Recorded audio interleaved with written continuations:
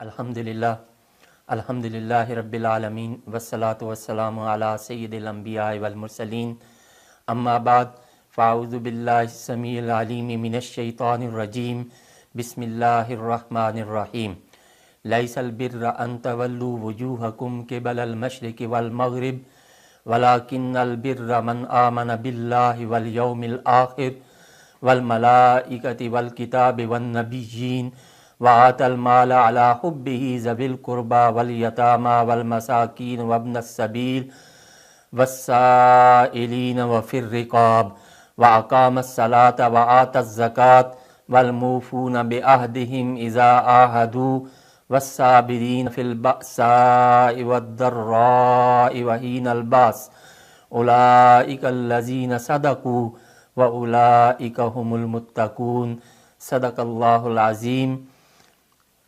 Rabbi इश्रह ली सदरी व यस्सिर ली अमरी वहलुल उक़दतम मिन लिसानी यफ़क़हू क़ौली।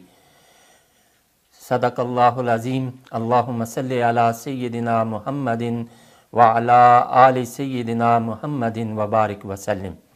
अस्सलामु अलैकुम व रहमतुल्लाहि व बरकातुहू।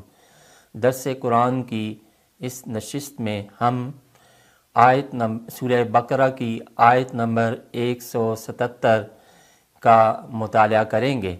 इसमें अल्लाह करीम इरशाद फरमाते हैं, लैसल बिर्रा, नेकी बस यही नहीं है, अन तुवल्लू वजूहकुम, कि तुम फेर लो अपने चेहरों को, क़िबल अल मशरिक़ि वल मग़रिब, मशरिक़ की तरफ और मग़रिब की तरफ, वलाकिन्नल बिर्रा मन आमन बिल्लाहि, लेकिन बल्कि नेकी का कमाल तो ये है कि कोई शख्स ईमान लाए अल्लाह पर, वल यौमिल आखिर, रोज़े क़यामत पर, वल मलाइकती, और फरिश्तों पर, वल किताबी, और किताब पर, वन नबिय्यीना, और सब नबियों पर, व आतल माला अला हुब्बिही ज़विल कुर्बा, और दे अपना माल अल्लाह की मोहब्बत से रिश्तेदारों, वल यतामा, और यतीमों, वल मसाकीना, मिस्कीनों, वब्नस सबील, और मुसाफरों, वस्साइलीना व फिर रिकाब, और मांगने वालों और ग़ुलाम आज़ाद करने में, व अकामस सलात, और सही सही अदा किया करे नमाज, व आतज़ ज़कात, और दिया करे ज़कात, वल मूफून बिअहदिहिम इज़ा आहदू, और जो पूरा करने वाले हैं अपने वादों को जब किसी से वादा करते हैं, वस्साबिरीन फिल बअसाइ वद्दर्राइ व हीनल बास, और कमाल नेक हैं जो सब्र करते हैं, फिल बअसाइ, मुसीबत में, वद्दर्राइ, और सख्ती में, व हीनल बास, और जिहाद के वक़्त। उलाइकल्लज़ीन सदक़ू, यही लोग हैं जो रास्तबाज हैं, व उलाइका हुमुल मुत्तक़ून, और यही लोग हकीकी परहेज़गार हैं। नेकी का म्यार क्या है? सबक शुरू करने से पहले मैं थोड़ी सी वज़ाहत तहवील क़िबला के हवाले से करूँगा ताकि इन आयात का पस मंज़र अच्छी तरह वाज़ेह हो जाए। बैतुल्लाह, खाना काबा, अल्लाह का पहला घर है जो अल्लाह ताला ने पूरी इंसानियत के लिए ज़मीन पर बनाया, और उसी की तरफ रुख करके पूरी दुनिया के मुसलमान नमाज अदा करते हैं। 24 घंटों में सिर्फ़ फ़र्ज़ नमाज़ों के वक़्त खाना काबा का तवाफ़ रुकता है, बाकी दिन में एक घड़ी के लिए भी बैतुल्लाह का तवाफ़ बंद नहीं होता। बैतुल्लाह की ऊंचाई 14 मीटर, और जबकि उसकी चौड़ाई हर तरफ से कम व बेश 12 मीटर है। खाना काबा दुनिया की मुक़द्दस तरीन इमारत है। दुनिया भर के मुसलमान इसकी तरफ मुँह करके नमाज अदा करते हैं। इसके साथ तवाफ़ व उम्रा और हज के लिए आते हैं। खाना काबा एक मुक़द्दस इबादतगाह ही नहीं है, बल्कि इसके साथ बहुत से ऐसे मोजज़ात का सरचश्मा है जो इंसान को وحدانیت کا یقین عطا کرتے ہیں۔ جیسے جدید سائنسی تحقیق کے مطابق دنیا کو کسی بھی زاویے سے ناپا جائے، اس کی پیمائش کی جائے، خانہ کعبہ دنیا کے مرکز میں آتا ہے۔ اسی مرکزیت کی وجہ سے یہاں کشش ثقل دنیا میں سب سے زیادہ ہے۔ کشش ثقل کی شدت کے سبب خانہ کعبہ کے اوپر کوئی بھی چیز پرواز نہیں کر سکتی۔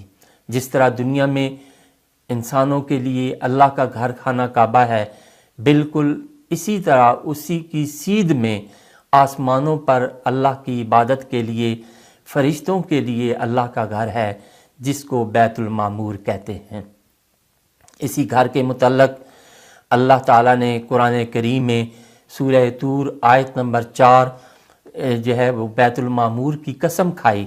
نبی کریم صلی اللہ علیہ وسلم کو جب معراج و اسراء کی رات میں بیت المعمور میں لے جایا گیا تو آپ صلی اللہ علیہ وسلم نے حضرت جبریل علیہ السلام سے پوچھا یہ کیا ہے؟ تو حضرت جبریل نے کہا یہ بیت معمور ہے، روزانہ 70,000 فرشتے اس کا طواف کرتے ہیں اور پھر بعد ان کی باری دوبارہ قیامت تک نہیں آئے گی۔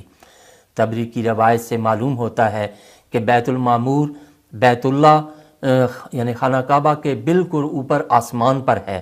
ایک حدیث مبارکہ میں آتا ہے کہ شب معراج میں رسول اللہ صلی اللہ علیہ وسلم جب بیت معمور پر پہنچے تو دیکھا حضرت ابراہیم علیہ السلام اس کی دیوار سے ٹیک لگائے بیٹھے ہیں۔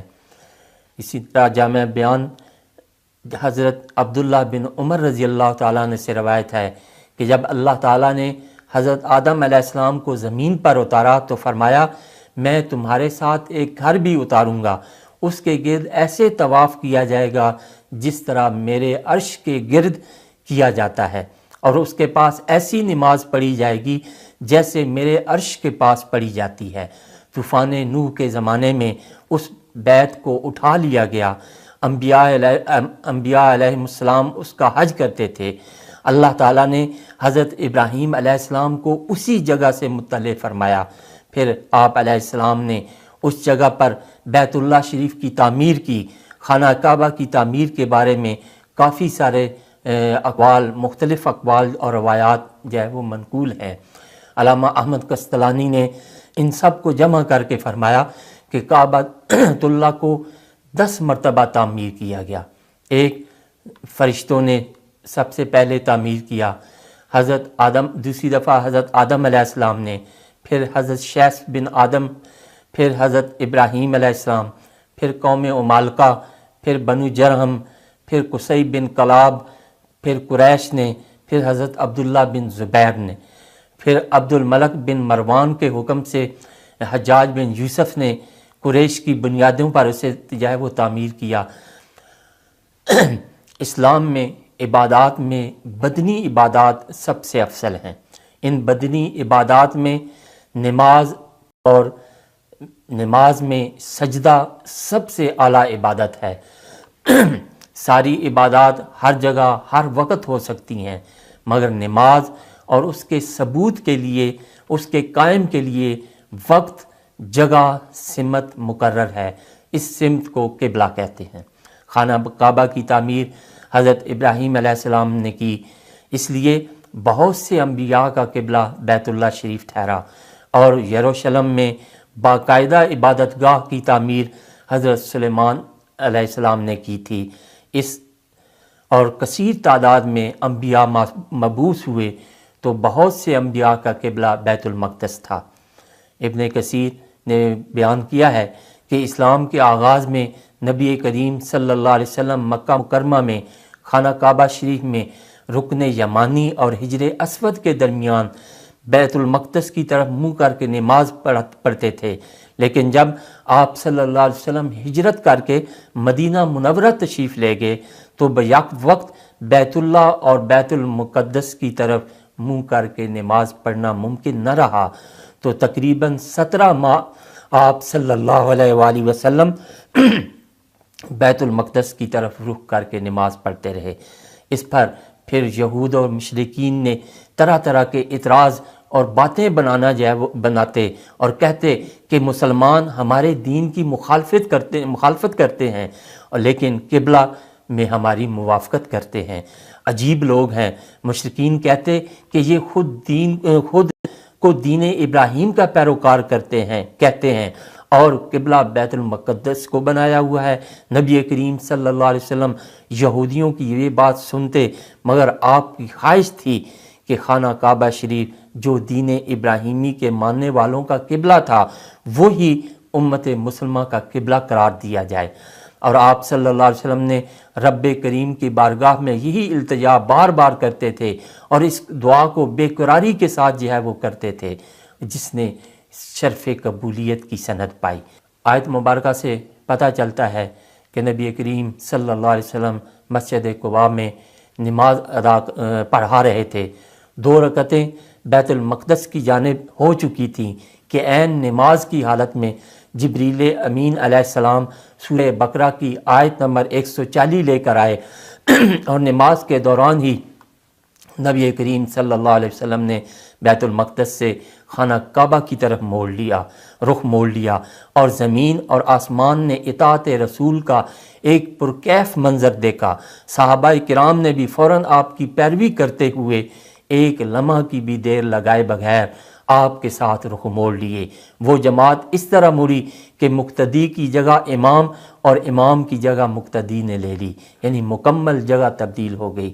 اور قباء کے علاوہ جہاں جن مسجدوں میں جہاں خبر پہنچی، تمام مسلمانوں نے بغیر حیل و حجت کے اپنے رخ بیت اللہ کی طرف موڑ لیے۔ اس دن سے اس مسجد کا نام قبلتین پڑ گیا۔